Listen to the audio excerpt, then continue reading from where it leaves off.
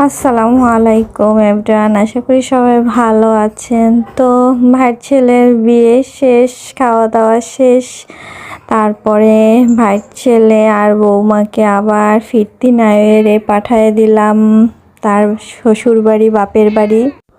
তারপরে সারা দুপুর অনেক রোদ ছিল, এইদিকে আসার অনেক ইচ্ছা ছিল, বাট রোদ্রুতে আসা হয় না। এখন যখন একটু রোদটা পড়ছে, একটু সন্ধ্যার আগের দিক থেকে আমি আর আমার বোন হাঁটতে হাঁটতে চলে আসলাম।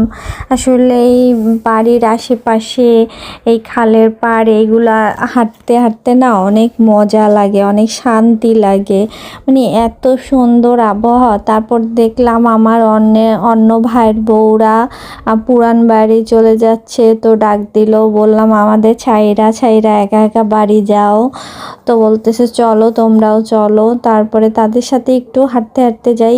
আমাদের মানে পুরান বাড়ি হলো গিয়ে মেইন দাদার যে বাড়ি সেটা হলো গিয়ে ওই পাশে, আর আমাদের এই ভাইয়া এই পাশে আইসা আর একটা জমিতে বাড়ি করছে।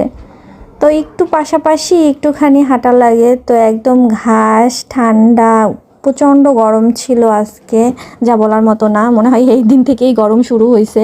তো মানে খালের পাড় থেকে হাঁটতে হাঁটতে এইসব গাছপালা দৃশ্য এত শান্তির, আর এই কাঁঠাল গাছে মাশাআল্লাহ আল্লাহর রহমত সব দিছে, কাঁঠাল একদম উপর থেকে নিচ পর্যন্ত ভরা। তো কী করবো, ভাইয়ের বউদের বিদায় দিয়ে বললাম না তোমরা যাও, আমরা আর বেশি দূর যাবো না, সন্ধ্যা হয়ে যাচ্ছে। তারপরে আমি একদম জুতা খুলেই ফেললাম, একটু খালি পায়ে মাটিতে একটু ঘাসের উপরে হাঁটতে খুবই শান্তি লাগতেছে। এই যে মাটিতে আর ঘাসে হাঁটা, এটার যে শান্তি আসলে শহরের মানুষ কোথায় পায়। আমার এখনও মনে আছে, আমরা যখন প্রথম বাড়ি করছিলাম বরিশালে, তখন আমাদের বাসার পাশে এত সুন্দর ঘাস ছিল, এত সুন্দর একটা মাঠ ছিল। আমার মনে আছে প্রতি বিকালে ওই মাঠে ঘাসের উপরে বসে থাকতাম, শুয়ে থাকতাম, ঘাসের উপরে শুয়ে আকাশ দেখা।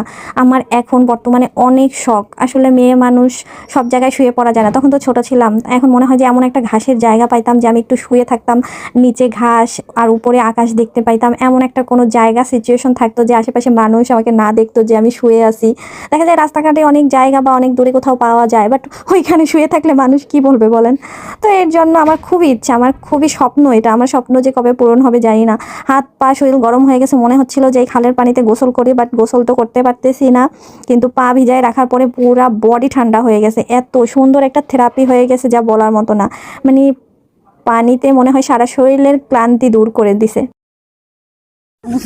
খালে ভাসে যে তরমুজ, খালে ভাসে তরমুজ দেখেছো, যা কেজি হিসেবে বিক্রি হয়। আর আমাদের খাওয়ার মানুষ নেই, আমাদের বাড়ির মানুষের ফেলে দেয় নদীতে। না ধরে নেই, মনে করছি ধরছে কিনা।